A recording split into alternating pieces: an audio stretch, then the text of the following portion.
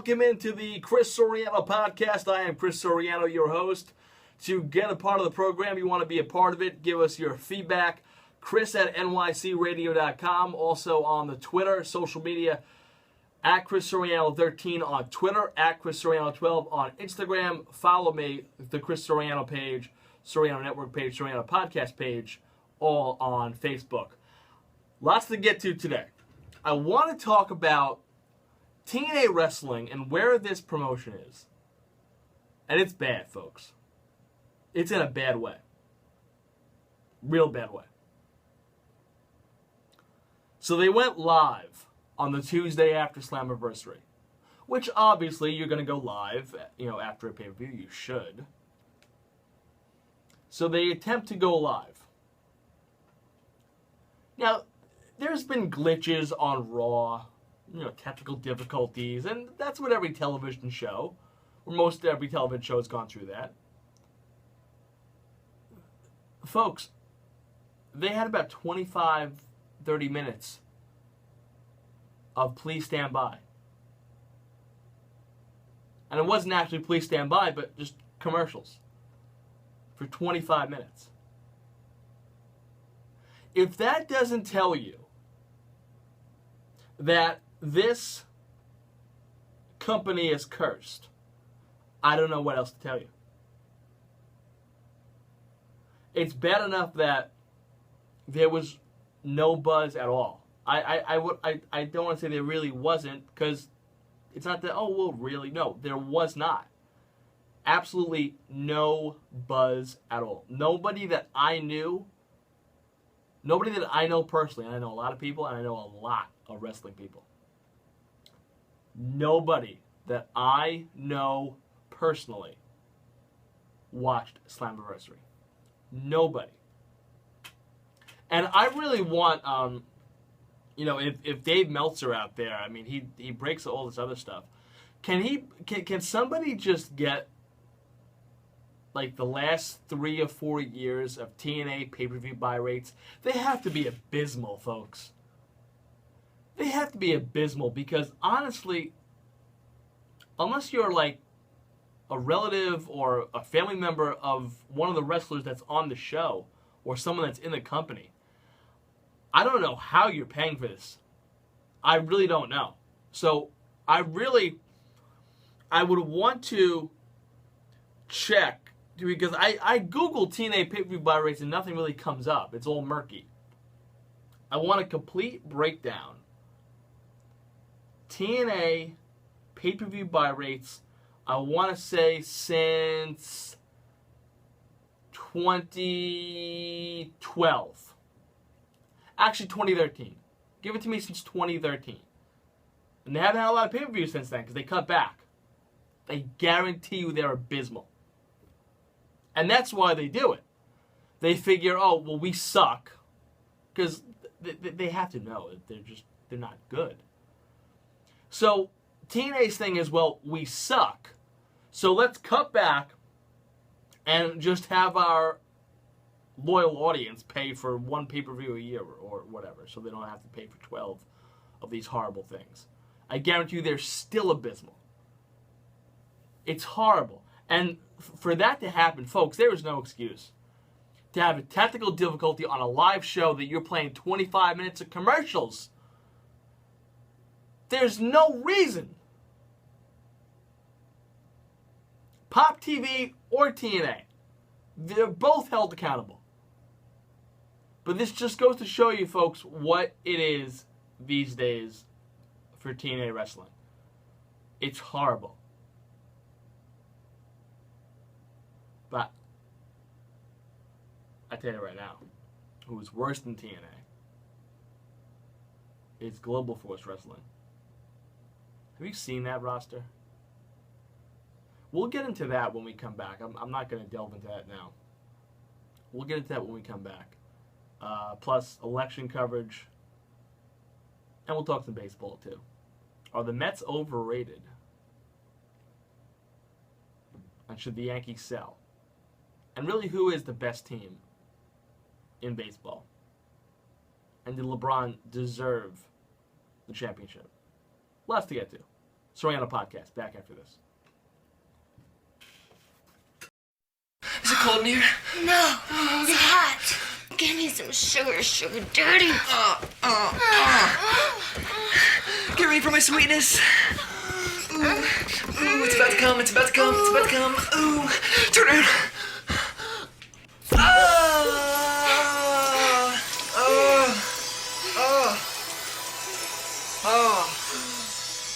All over you.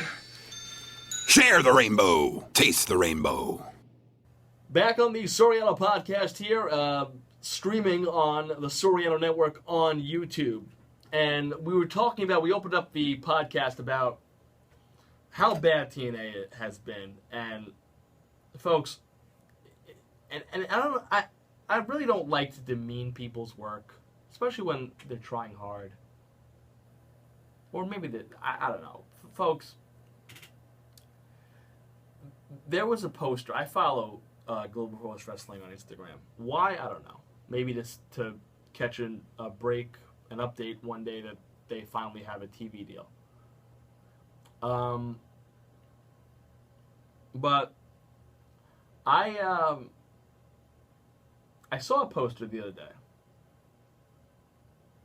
Folks, we're in 2016. 2016. The poster consisted Jeff Jarrett, front of the cover. Of course. Then you have Kevin Nash, Hornswoggle. I recognized Justin Gabriel. I don't think Shelton Benjamin was on this one. And a couple of new names. My thing is, why in 2016 are Jeff Jarrett and Kevin Nash on the face of a cover of a poster for a wrestling company? I could see maybe these independents or like an autograph signing, Jeff Jarrett, Kevin Nash. Okay. Why? And I really want to just drive the point across about how Jeff Jarrett is conning everybody. Folks, Jeff Jarrett is conning everybody. This guy's making a sweet, sweet buck. And for what? Global Force Wrestling now, folks, we're going over a year. There is no television deal. There is nothing. Their roster is one of the... No, not the. Their roster... Well, I say one of the worst because TNA has a pretty awful roster too. Global Force Wrestling is one of the worst rosters ever in the history of wrestling. Not just present day. In the history of wrestling, they have one of the worst rosters ever. And you put Jeff Jarrett as the face of your company. No wonder he can't get a TV deal. Who wants to have Jeff Jarrett as the face of a company? Folks, I'm not taking anything away from Jeff Jarrett. Jeff Jarrett is a smart guy. He's done a lot of good things for the wrestling business. But he almost ruined TNA by making it all about himself. WCW went down the tubes because he was pushed. Because he was up Vince Russo's ass. And Global Force Wrestling can't get off the ground because it's all about him. Folks, what I'm trying to say is, Jeff Jarrett, I enjoy watching Jeff Jarrett matches. I don't mind them. Jeff Jarrett is a average wrestler in the ring at best. He's an average performer at best. And if it wasn't for a guitar, we probably wouldn't know who the hell Jeff Jarrett is, or we probably would have forgotten about Jeff Jarrett in the present day. If it wasn't for a guitar and him going slap nuts. Choke on that. So, my point being, I don't know how anyone can take Global Force Wrestling seriously when you have Kevin Nash, Jeff Jarrett, and Hornswoggle on a poster for an upcoming event. I don't understand it.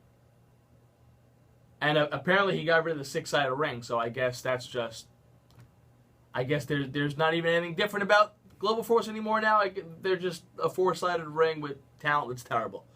And I hate to say that because I know there's a lot of wrestlers that go out there, they try hard, but it's just not a good roster. It's not a compelling product. And people go, well, where's the TV deal? I'm telling you, there's going to be none. Because no television deal in their right mind, no TV station in their right mind is going to bring these guys in. Maybe they could get like 20 minutes on the Hallmark Channel or QVC in the middle of the night.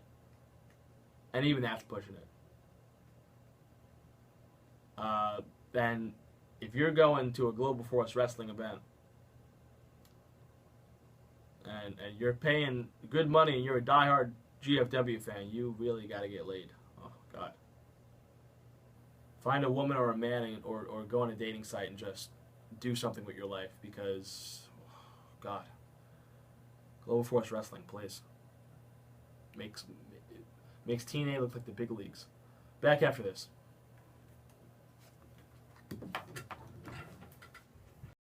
Sure, you've got places to go, people to see, but why not pop over to Burger King and find out how to join the Kids Club? Details are specified in the Kids Club newsletter. So if you're just hanging out, why not pop into Burger King and find out how to join the Kids Club? Look out, nature. The Simpsons are coming. Burger King's taking all of them camping, including you-know-who. Now you can get one Simpsons character and camping scene in every Kids Club meal at Burger King. Chris Soriano with you, Chris Soriano Podcast, and I'm seeing a lot of hypocrisy from a lot of people on a lot of different subjects. I want to focus in on Bernie Sanders. Feel the burn. It's a political revolution. It's a political revolution. Okay, Grandpa. Political revolution, political revolution, political revolution. Bernie Sanders the other day announced that he will be voting for Hillary Clinton. The same person that Bernie Sanders said was unfit to lead this country. She's in bed and she is led by big banks and big businesses. And everything that Hillary Clinton stands for is nothing what Bernie Sanders is about or what he ran his campaign on. Got my chin cone on that one. But he's gonna support her.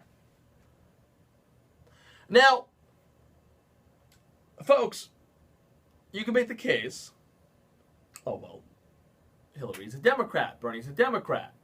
Bernie's going to support his party. And I'm not saying that Bernie Sanders is going to go out there and support Donald Trump. But maybe a Gary Johnson or a Jill Stein. But no, Bernie Sanders is going out there and supporting Clinton. Now, all you liberals screaming at your computers right now, well, Chris, I can tell you right now why Bernie Sanders is supporting Hillary Clinton. Because if he doesn't and supports a Green Party or a third party candidate, he's just giving the election to Donald Trump, which could be true. I think if Sanders would have supported a third party candidate, I do believe that Trump would have won the election. It would have took a lot of votes away from Hillary. But my thing is your morals, your values, your backbone.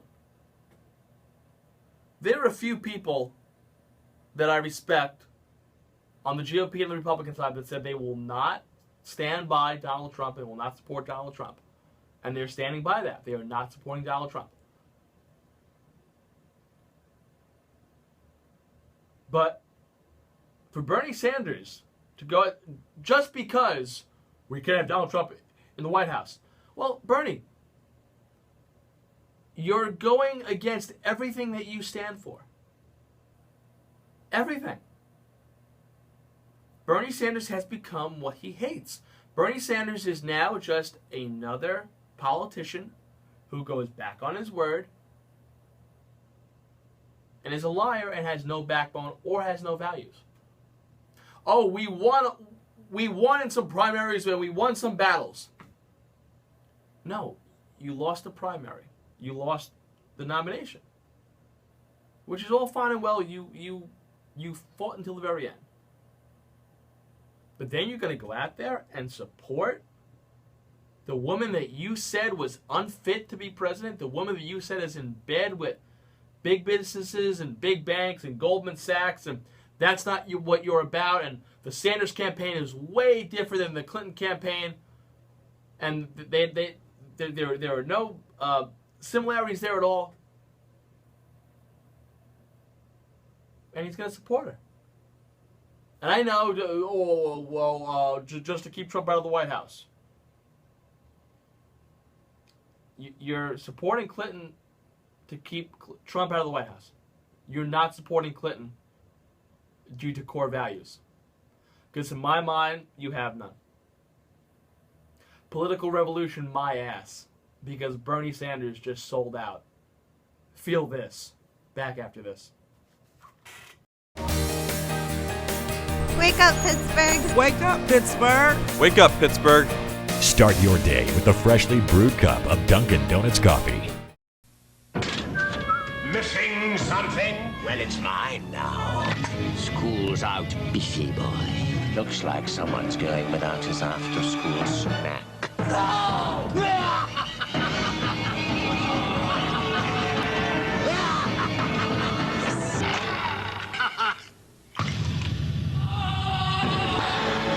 Hasta la vista, baby! Beefy. That wraps up the Soriano Podcast for today. I want to shout out to Met fans who were killing the Yankees for signing Aroldis Chapman in the winter, who was accused of domestic violence. Congrats, you just signed Jose Reyes. I guess when you're desperate for a championship and the guy has a history of playing for you, I guess it's okay to sign someone like that. Jose, hashtag classless Mets. Also, a shout out to the MTA bus driver that cost me 20 minutes of work the other day, because when you're a bus driver, you're allowed to drive more than 10 miles per hour. Happy belated Father's Day to my father. Also, my brother made an unbelievable play the other day at Mid-Island Babe Ruth. Unbelievable. You got to check this out. Ryan Soriano Sports Center type play. Check it out on the Soriano Network on YouTube. Also, shout out to my girlfriend because, well, she's the best. Shout out to my family. Shout out to all my friends and all of you for watching. I'll see you next time. This has been the Soriano Podcast. Peace.